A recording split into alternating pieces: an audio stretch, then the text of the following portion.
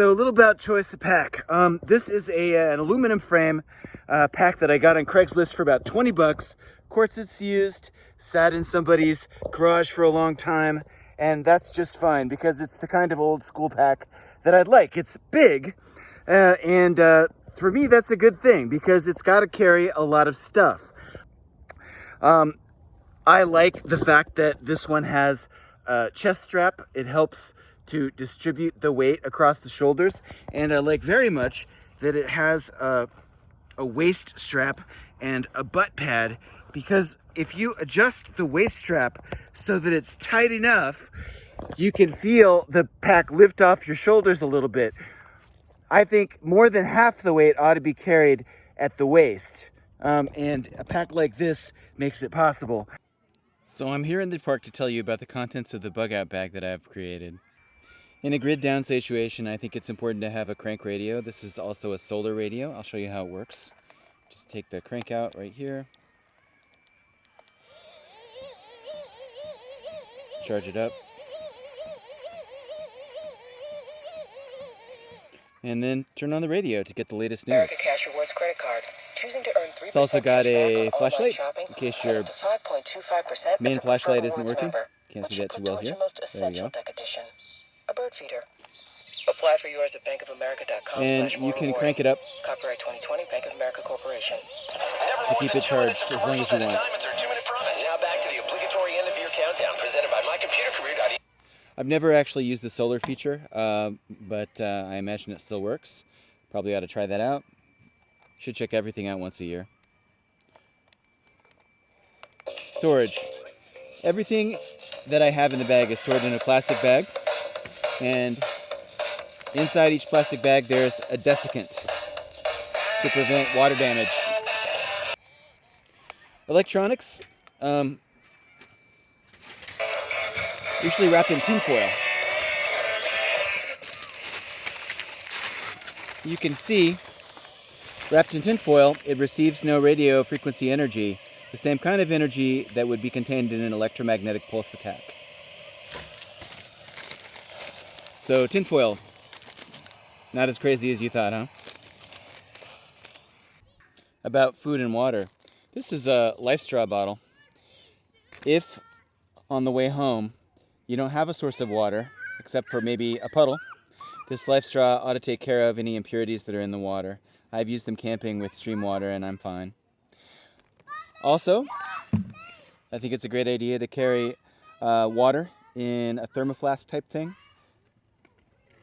I put a little pool shock into this. If you can drink pool water, you can drink this water.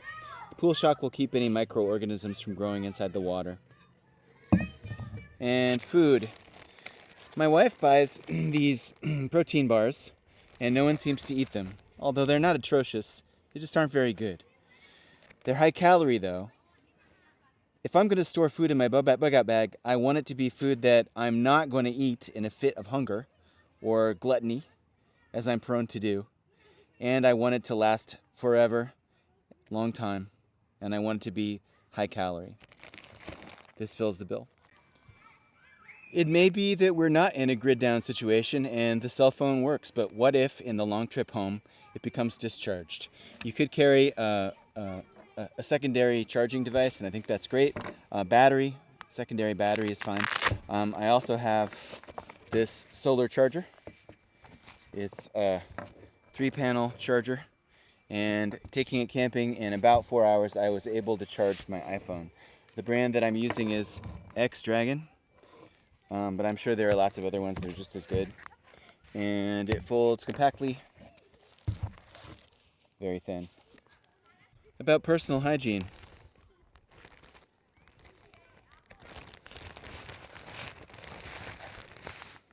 Obviously.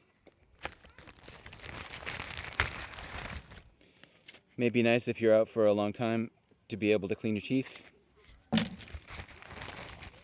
And you may need some personal hygiene products. If there is a grid down situation, your navs aren't going to work. You're not going to have GPS, you're not going to have Apple Maps or Google Maps, so you may need a good old-fashioned street map. This is a Thomas guide to the Los Angeles area where we're likely to be, and will help us get home. Some odds and ends you may consider. Might be an important thing to be able to write notes on something. A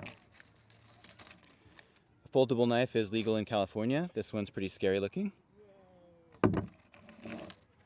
Having a backup knife. This is a Swiss Army knife, so it has a bunch of tools in there, like screwdrivers and that kind of thing. Very important to have.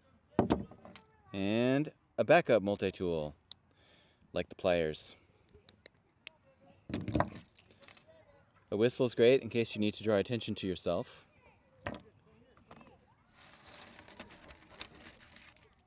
Twist ties might be important. Also carabiners, I need to throw a couple in there.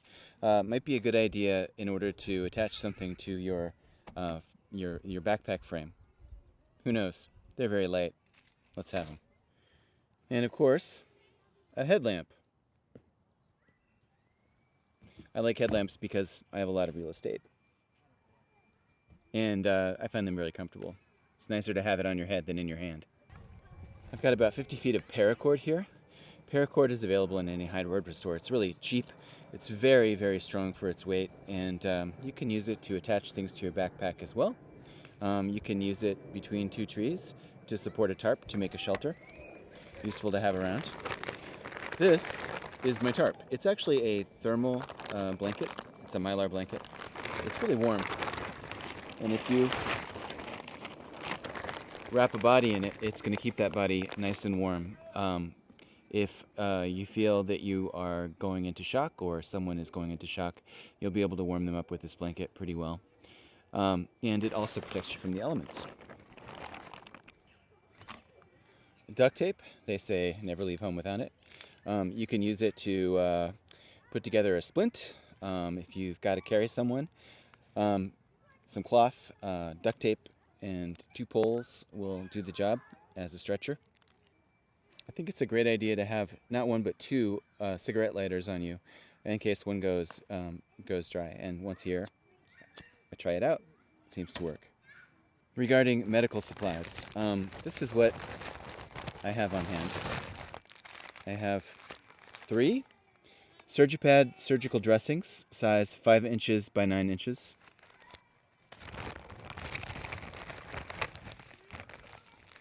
I have 5 of these. First aid gauze pads, 3 by 3 inches. And I've got a gauze bandage roll. Looks like this is 2.5 yards. I've got bandage tape. I have an assortment of Band-Aids. I have a mask and gloves in case I need to avoid contact with someone's bodily fluids. I have an assortment of over-the-counter medicines. I've got aspirin, ibuprofen if someone's allergic, and Benadryl. So analgesics and also something to keep the swelling down from an allergic reaction. Antihistamine. Antibiotic ointment.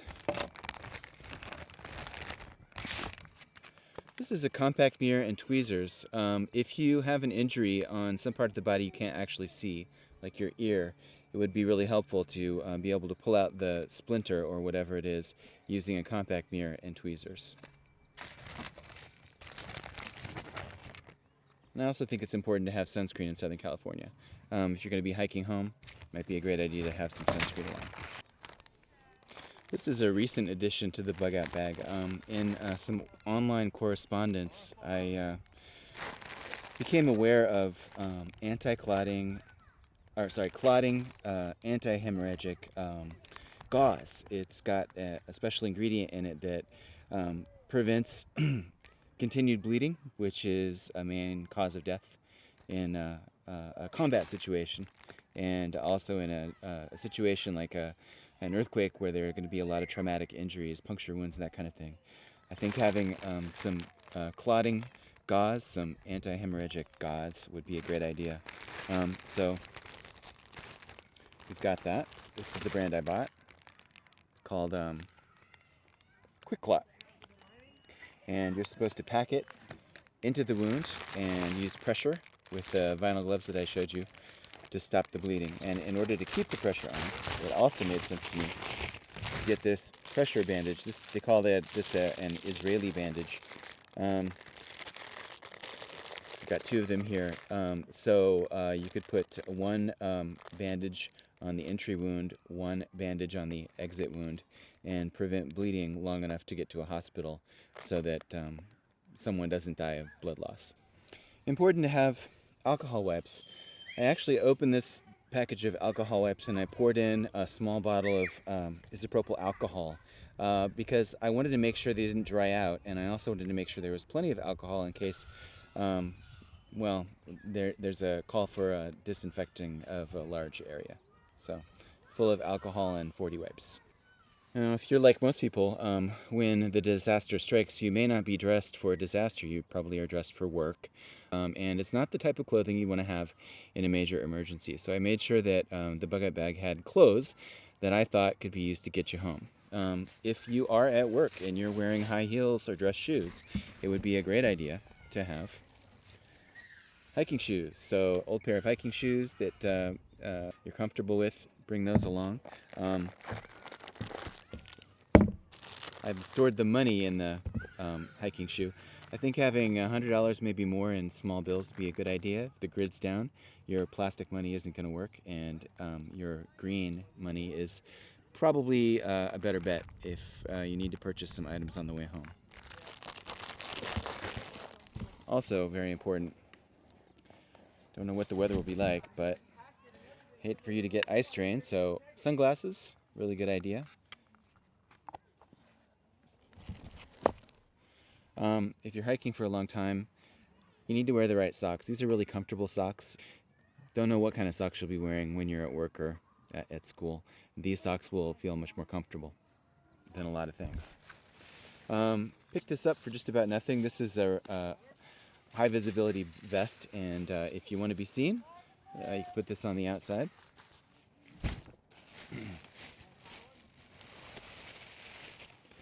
Got some comfortable, tough jeans that don't require a belt for my wife.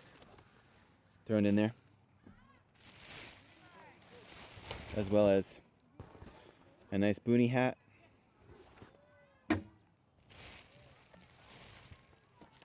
Pair of gloves.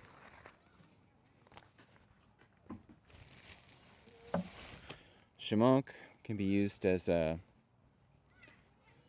sling for a broken arm. It's very big, can be used to keep out the dust and dirt, and in fact you can use it as a head covering so that your need for sunscreen is very little.